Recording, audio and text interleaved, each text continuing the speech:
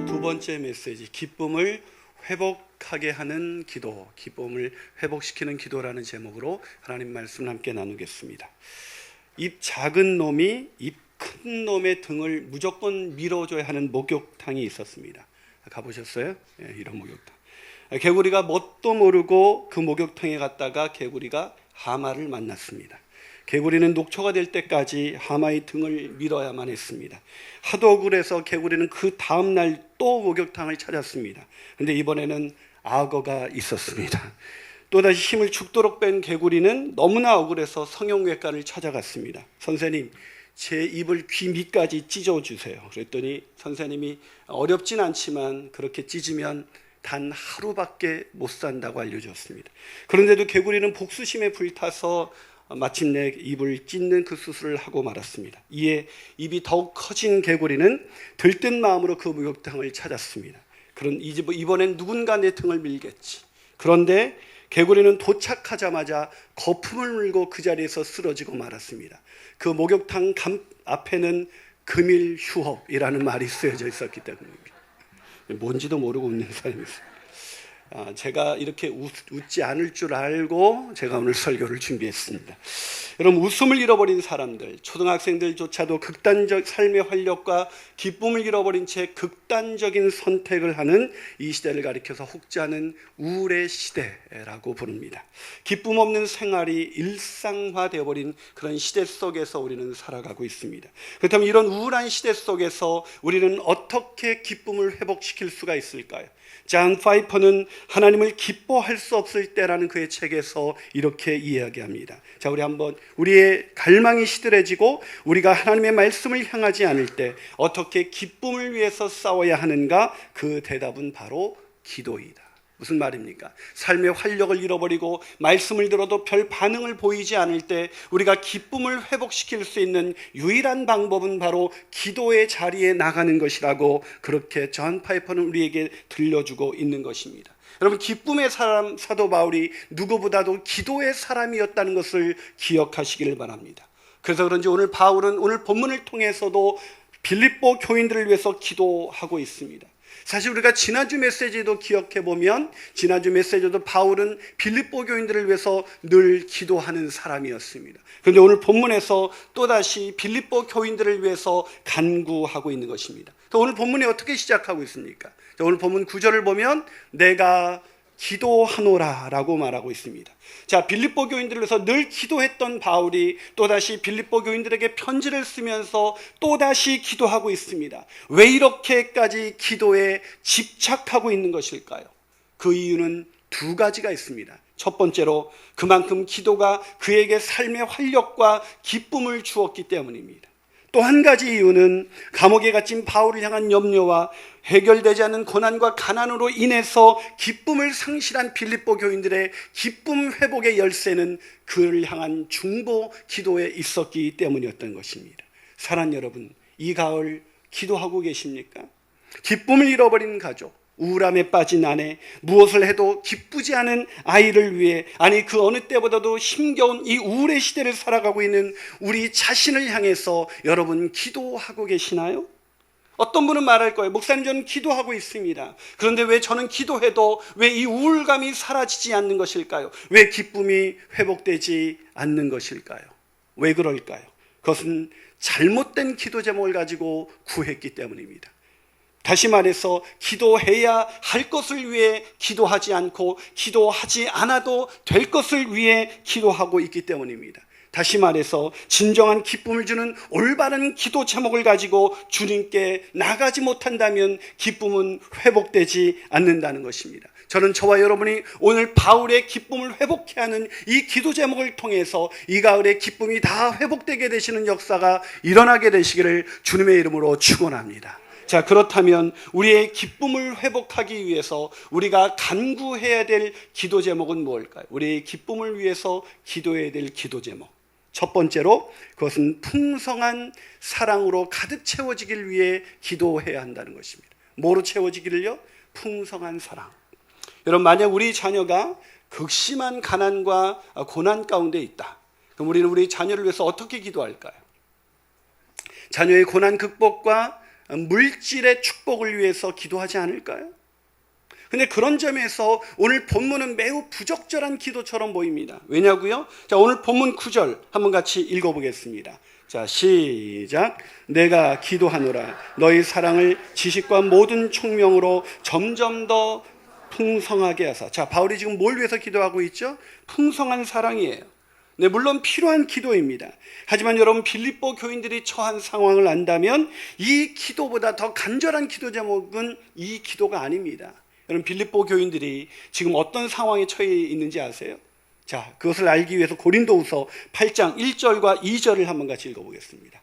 자, 읽어보겠습니다. 시작. 형제들아, 하나님께서 마게도냐 교회들에게 주신 은혜를 우리가 너희에게 알리노니 환난의 많은 시련 가운데서 그들의 넘치는 기쁨과 극심한 가난이 그들의 풍성한 연보를 넘치도록 하게 하였느니. 자, 빌립보 교회가 지금 어떤 상황에 있어요?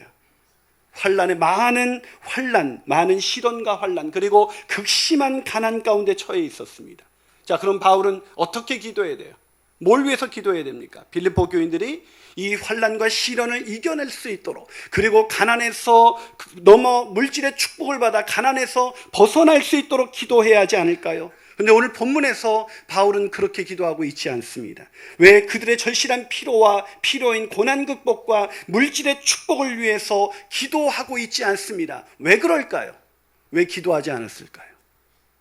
그것은 고난을 극복하고 물질의 축복을 얻는다고 해도 영원한 기쁨은 소유할 수 없기 때문입니다.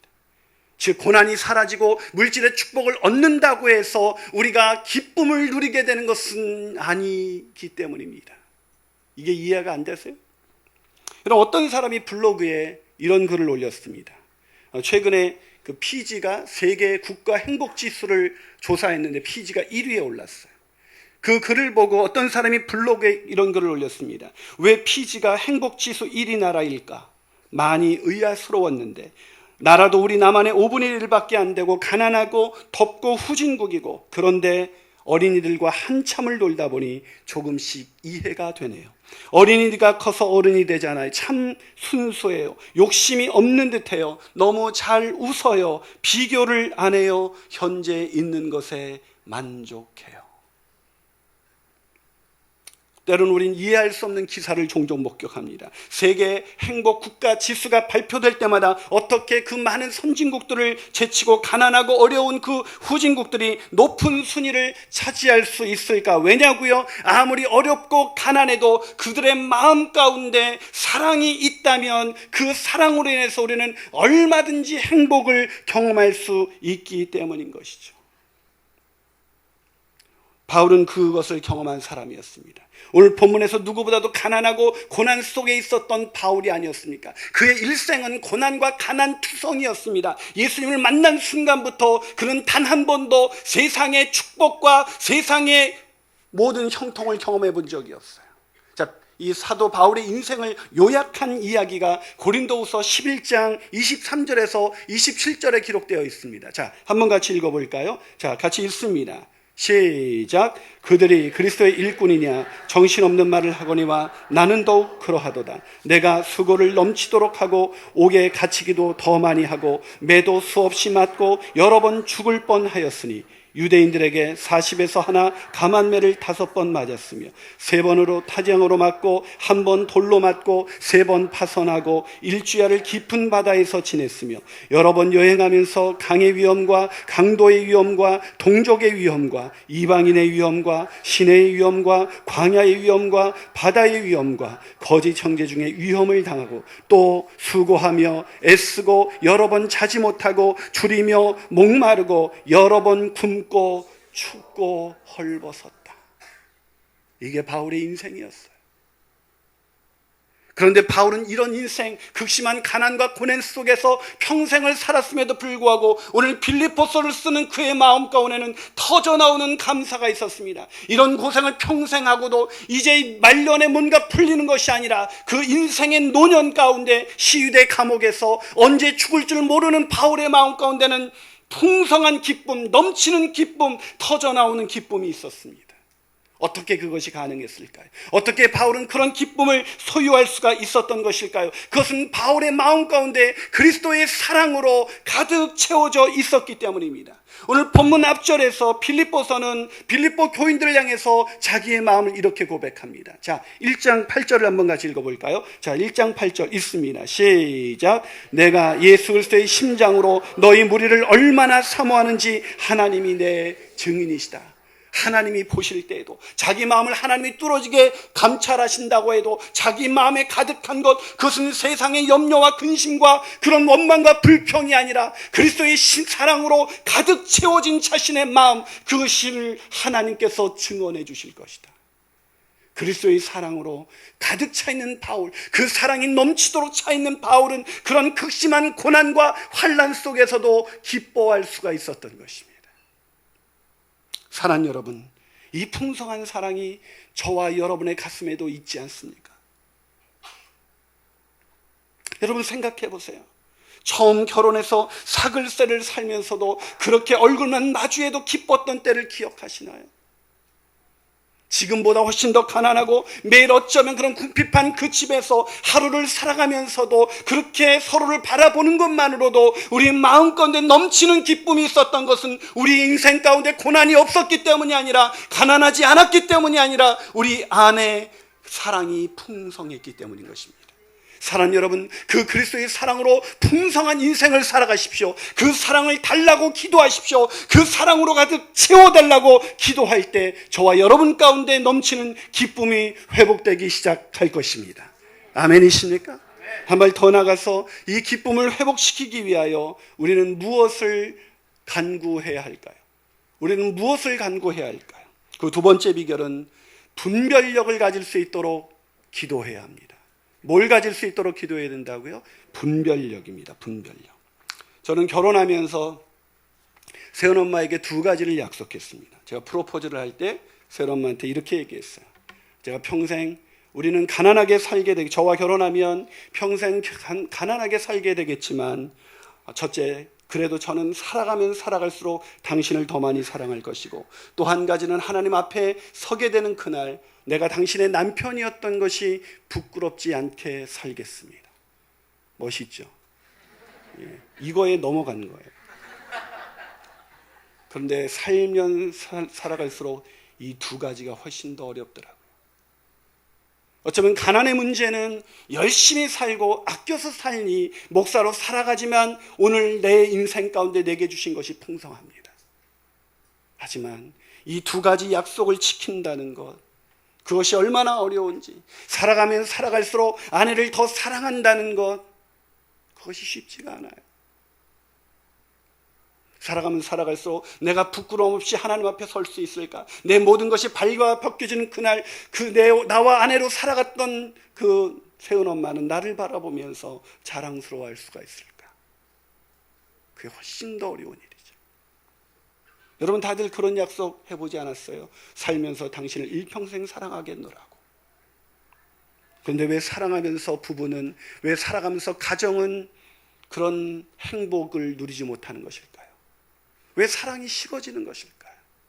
사랑이 식어지지 않으셨어요? 지난 주일 오후 4시에 제가 보통 월요일부터 설교 준비를 하는데, 이번 월요일에는 필그림 하우스에서 철로역정 순례길 봉헌식이 있어서 제가 도저히 월요일날 시간을 낼 수가 없어서 주일날 오후부터 설교 준비를 하기 시작했습니다. 근데 성경을 보는데 얼마나 졸린지 이게 집중이 안 되는 거예요. 그래서 김성식 전사님을 꼬셔서 광교 호수공원에 가자고 했습니다. 얘는 김성식 전사님에게는 오토바이가 있었기 때문입니다. 왜냐하면 그 주일날은 아시는 것처럼 광교 호수공원은 차를 댈 수가 없어요. 그래서 오토바이를 가지고 있는 이 김성식 전사님과 타고 가면 바로 가서 좀 걸을 수가 있겠다. 그래서 김성식 전사님이 운전을 하고 전 그 뒤에 타고 김성식 전사님을 끌어안고 이제 오토바이를 타고 광교 호수공원으로 갔습니다. 갔더니 뭐 얼마나 사람들이 많이 나와 계시는지. 근데 집안에서는 그렇게 우울해 보이시는 분들도 참 행복해 보이는 거예요. 제가 거기 가서 생각했어요. 우리 주일 예배도 호수 공원에서 드리면 어떨까? 이 교회를 팔아버리고 호수 공원에서 날마다, 왜냐면 이 안에 있으면 다 어두워 보여요. 그럼 굉장히 우울해 보이시는 거 아세요? 그래서 그 홍원에서 너무들 행복해 보이는 거예요. 너무들 행복해 보이는데 그중에 유독 행복해 보이는 한 커플이 있었습니다. 연애질을 하는 아이들이었어요. 연애질. 왜 연애질을 그 공원에 와서 하는지. 그 어떤 장면이 연출됐냐면 이렇게 보드를 타는데 남자가 타지 않고 여자를 그 위에 태웠어요. 근데 여자를 보드에 태우고 남자가 끌고 가요. 보드를 왜 그렇게 타는지. 여자는 보드를 탈 수 없어요. 근데 남자가 그 위에 태우고 끌고 가면서 재밌어. 그러니까 여자는 막 너무 재밌어 하는 거예요. 그걸 보더니 김성치 전사님, 목사님, 저 커플 행복해 보이지 않으세요? 그러더라고요. 그래서 제가 전사님께 자네도 연애할 땐 저러지 않았나? 저도 저랬죠, 목사님. 더 했습니다. 그래서 제가 말했어요. 근데 지금도 그러나? 지금도 행복한가? 그랬더니 말이 없으셨습니다. 어쩐지 요즘 김성치 선생님 집에를 잘 안 들어갔어요.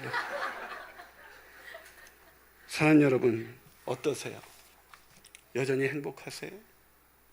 여전히 사랑하세요?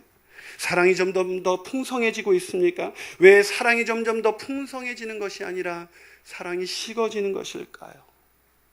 그 이유를 바울은 본문 9절에서 이렇게 말합니다. 공동번역으로 한번 읽어볼까요? 공동번역으로 한번 읽습니다. 시작. 내가 여러분을 위해서 기원하는 것은 여러분의 사랑이 참된 지식과 분별력을 갖추어 점점 더 풍성해져서, 자, 사랑이 어떻게 풍성해질 수 있다고요? 참된 지식과 참된 분별력을 갖추게 될 때 우리의 사랑은 점점 더 풍성해진다는 것입니다. 여기서 지식은 하나님의 말씀으로부터 오는 지식을 말합니다. 여기서 분별력은 하나님의 말씀을 따라 살아낸 사람들이 경험하게 된 하늘의 지혜, 그 통찰력과 그 분별력을 총명이라고 말합니다. 그 지식과 총명함이 있을 때 우리 부부는 더 사랑하게 되고 시간이 흐를수록 사랑이 식어지지 않고 더 행복한 인생을 살아갈 수가 있다는 거예요.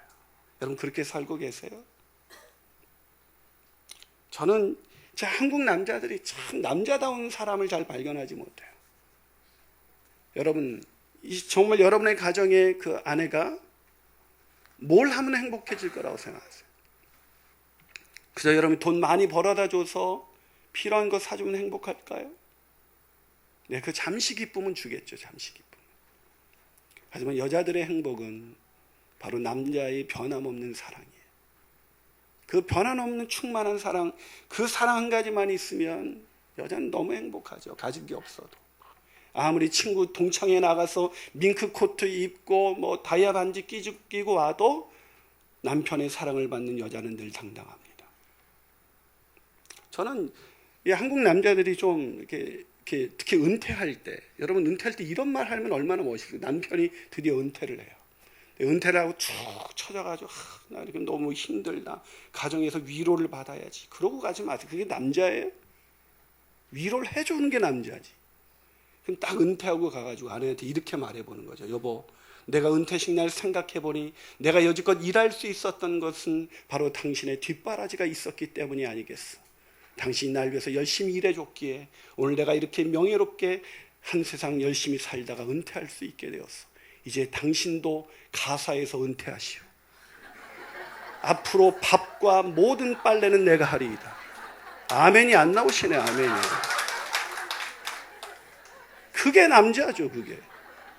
왜 자기만 은퇴하고 여자는 은퇴, 할머니가 됐는데도 이거 가져와라, 저거 깎아라, 밥 해라. 그게 남자예요? 그게? 그런 멋있는 인생, 그런 풍성한 사랑만 있으면 그날 노년에 노후 준비 안 했어도 여자는 여보 내가 다 할게.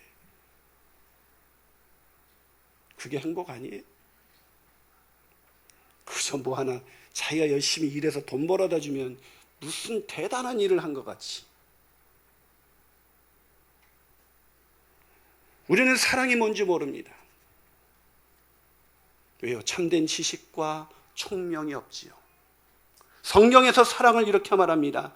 고린도전서 13장 4절과 7절이죠. 한번 읽어볼까요? 시작. 사랑은 오래 참고 온유하며 시기하지 아니하며 자랑하지 아니하며 교만하지 아니하며 무례히 행하지 아니하며. 자, 제가 이것을 읽다가 이 단어가 제 마음에 들어서 무례히 행하지 아니하며.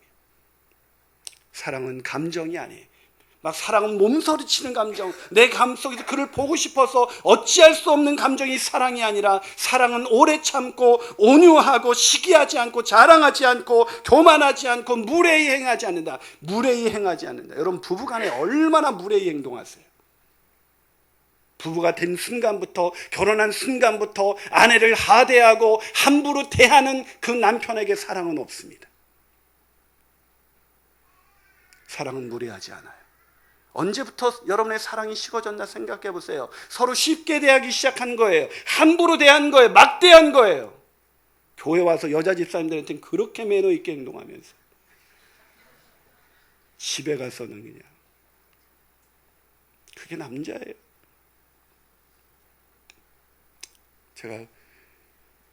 제가 이 말씀을 읽으면서 나도 사랑이 뭔지 모르고 있구나.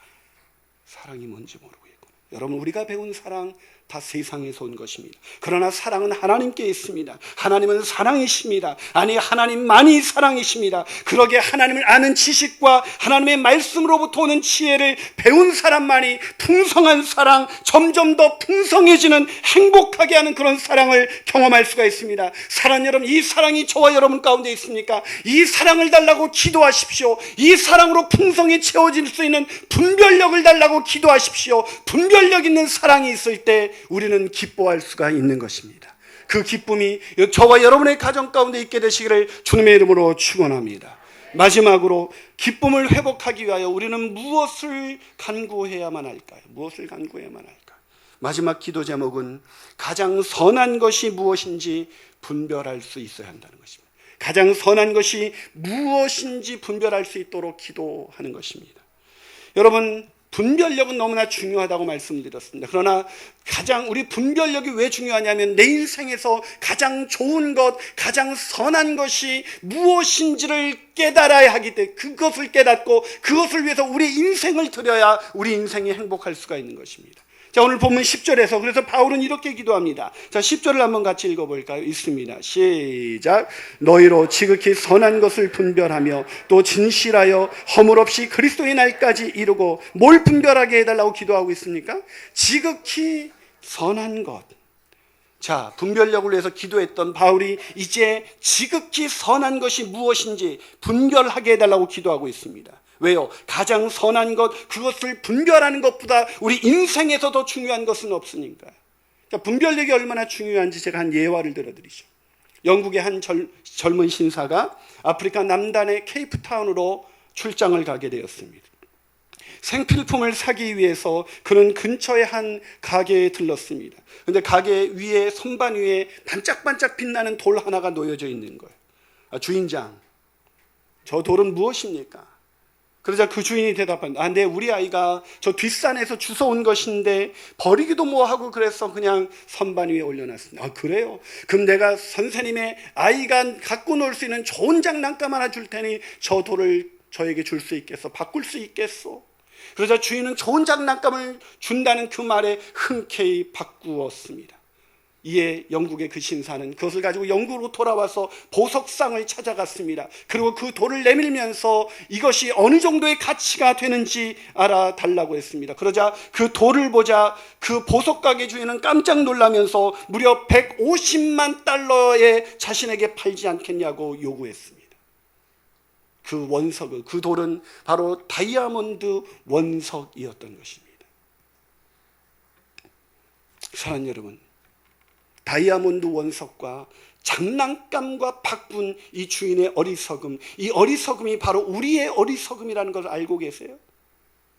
C.S. 루이스는 영광의 무게라는 책에서 이렇게 말합니다. 우리는 냉담한 피조물이라서 무한한 기쁨을 받았는데도 빈민가에서 지능놀이를 하고 싶어 할 뿐 아니라 바닷가에서 휴가를 보내는 것이 어떤 것인지 상상할 수조차 없는 그런 어리석은 아이처럼 술과 섹스와 야망에 팔려 시간을 낭비한다. 우리는 너무나 쉽게 즐거워한다. 우리는 너무나 쉽게 즐거워한다. 우리 인생의 영원한 기쁨을 상실한 그 이유가 무엇입니까? 그 영원한 기쁨을 상실한 것은 우리가 너무 쉽게 즐거워한다는 것입니다. 하늘의 기쁨, 그 무한한 기쁨을 받았음에도 불구하고 값싼 기쁨, 싸구려 기쁨, 금방 사라지는 그 기쁨을 추구하기 위해서 오늘을 살아가고 있는 그 인생들의 차화상이 바로 우리들의 모습이 아니겠습니까? 별것 아닌 기쁨, 잠깐 있다가 사라지는 그 싸구려 기쁨을 여전히 추구하면서 하늘로부터 온 그 기쁨을 받았음에도 불구하고 그 기쁨을 싸구려 기쁨과 바꿔치기 하면서 장난감을 가지고 즐거워하는 그런 어리석은 어린아이처럼 오늘을 우리는 살아가고 있는 것입니다. 사도 바울은 그러나 그 영원한 기쁨이 무엇인지 알았습니다. 사도 바울은 하늘로부터 오는 그 기쁨이 무엇인지를 깨닫는 순간부터 사도 바울은 그 기쁨을 위해서 세상에 자신이 누렸던 모든 기쁨을 버리면서 빌립보서 3장 8절과 9절에서 이렇게 말합니다. 자, 같이 한번 읽어볼까요? 있습니다. 시작. 또한 모든 것을 해로 여김은 내 주 그리스도 예수를 아는 지식이 가장 고상하기 때문이라. 내가 그를 위하여 모든 것을 잃어버리고 배설물로 여김은 그리스도를 얻고 그 안에서 발견되기 원한 것이다. 그리스도를 만나는 순간, 그리스도를 아는 순간 그의 인생의 가장 선한 것, 가장 좋은 것, 그것은 바로 예수 그리스도, 나를 위하여 자기 몸을 아낌없이 버리신 그 주님을 만난 순간부터 그가 가지고 있었던 모든 것은 더 이상 그에게 기쁨이 되지 못했습니다. 그래서 그건 배설물로 여겼어요. 여러분 오해하지 마세요. 바울이니까 배설물로 여겼겠지, 억지로 그렇게 힘들지만 그렇게 결단한 거겠지. 아니에요. 여러분 이 구절은 그런 의미가 아닙니다. 이 구절은 하늘의 기쁨, 영원한 기쁨, 그 무한한 기쁨을 누리는 순간 자기가 가진 그 세상의 모든 즐거움이 하잘것없는 것 같이 정말로 배설물같이 느껴져 그걸 버렸다는 것입니다.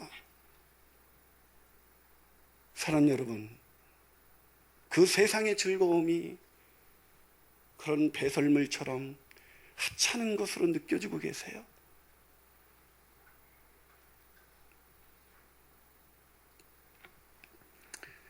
제가 이 찬양이 생각났어요. 주 예수보다 더 귀한 것은 없네. 근데 제가 이 찬양을 들으면서 정말 나는 늘 이걸 좀 죄책감 가운데 불러요. 주 예수보다 더 귀한 것은 없네. 이 세상 부귀와 바꿀 수 없네. 근데 저는 늘 이 세상 부귀를 쫓아서 살고자 하는 열망이 제 안에 있어요. 근데 제가 유기성 목사님이 쓰신 예수님의 사람이라는 책을 가지고 강의를 하면서 이 찬양을 다시 생각하게 되었습니다. 그 책에는 믿음이 없는 한 아버지가 아들의 목사 안수식에 참석하는 이야기가 나옵니다. 믿음이 없는 아버지가 아들이 목사가 된 거예요. 근데 목사 안수식에 참석했는데 들려오는 찬양이 주 예수보다 더 귀한 것은 없네 라는 찬양이었습니다. 그 찬양에서 세상 즐거움 다 버리고 세상 자랑 다 버렸네 라는 이 부분에서 아버지가 울기 시작합니다. 왜 울었을까요? 이제 내 아들이 그 세상의 좋은 것, 그 세상 즐거움, 세상 자랑 다 버릴 것을 생각하니 믿음 없는 아버지 입장에서 너무나 마음이 아픈 거예요.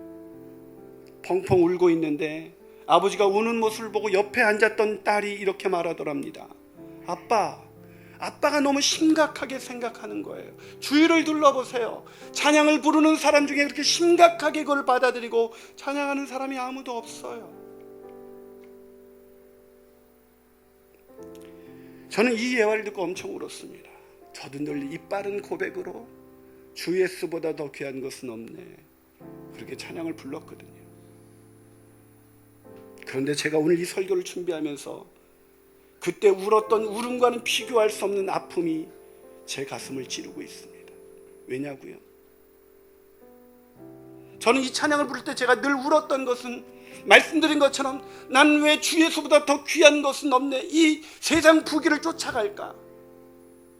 그게 너무나 죄송해서, 그게 너무나 속상해서 울었어요. 그런데 생각해보니 저는 하늘의 그 영원한 기쁨을 받았으면서도 그 기쁨을 여지 지금도 누리지 못하고 있으니까 아직도 세상 즐거움을 억지로 버려야 되는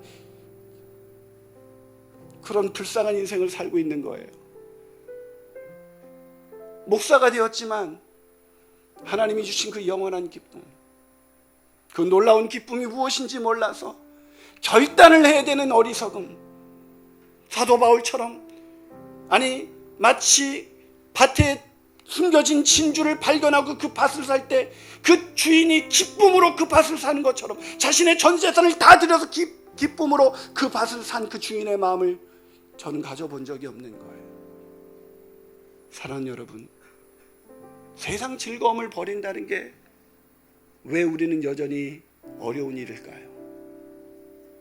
지극히 선한 것, 가장 좋은 것, 그게 뭔지 아직도 깨닫지 못하기 때문입니다. 그것을 깨달을 수만 있다면, 오늘 아무것도 가진 것이 없어도, 오늘 너무나 큰 환난과 역경 가운데 있다 할지라도 우리는 터져나오는 감사와 기쁨으로 오늘 하루를 살아갈 것입니다. 마치 연애하는 사람들처럼 말이죠.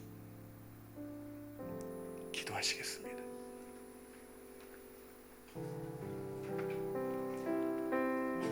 사랑하는 여러분, 그리스도인이 누구입니까? 영원한 즐거움을 선물로 받은 사람이 아니겠습니까? 그런데 지식과 총명, 분별력을 잃어버린 채 세상의 즐거움에 빠져 있지는 않으세요? 금방 사라지는 기쁨, 부귀 영화를 누리며 세상의 온갖 좋은 것을 소유하고 싶은 그 싸구려 기쁨을 위해서 인생의 일을 허비하고 있지는 않습니까? 마치 다이아몬드를 장난감과 바꾸는 사람처럼 그렇게 살고 있지는 않으세요? 그러나 여러분, 우리는 잠깐의 즐거움이 아니라 영원한 즐거움, 다이아몬드처럼 영원히 빛나는 기쁨을 선물로 받은 사람들입니다. 오직 예수 그리스도의 날까지 그 기쁨을 알기에 진실하고 허물 없이 의의 열매를 맺어서 하나님의 영광과 찬송이 되고자 했었던 바울의 기도. 빌립보 교인 여러분, 여러분이 많은 환난과 고난 가운데 있다는 것을 압니다. 극심한 가난 가운데서 오늘을 버티고 살고 있다는 것을 압니다. 그러나 여러분에게 필요한 기도 제목은 물질의 축복과 고난 극복이 아닙니다. 여러분에게 필요한 것은 나 같은 죄인을 위해서 아낌없이 십자가에 자신을 내어주신 그 풍성한 사랑, 그 풍성한 사랑으로 가득 채워지기 위해서 하나님의 말씀을 배우고 그 말씀을 따라 살아갈 때 가장 선한 것, 오직 그리스도 예수를 위해서 사는 것, 그것을 발견하고 그것을 위해서 여러분의 인생을 드리는 것입니다. 그렇게 할 때 우리는 진실 없이 허물 없이 그리스도의 날까지 이르게 될 것이고 의의 열매를 맺어 하나님의 영광과 찬송이 되는 사람이 될 것입니다. 사랑하는 여러분, 이 영광과 찬송이 되는 이 일에 우리를 부르신 하나님, 그래서 오늘도 말할 수 없는 기쁨을 주신 하나님, 그 하나님 앞에 우리 진심으로 바울처럼 주 예수보다 더 귀한 것은 없습니다 라고 고백하지 않으시겠습니까? 이 찬양을 고백하시면서 우리 함께 나가시겠습니다.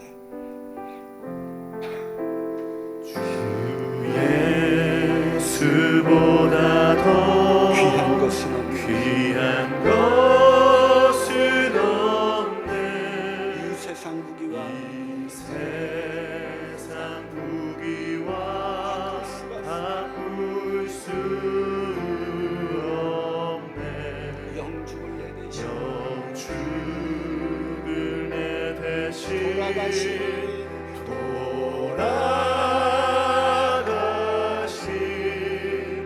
그 놀라운 사랑 잊을 수가 없습니다. 잊지 못. 세상 즐거움 가버립니다. 세상 즐거움 다 버리고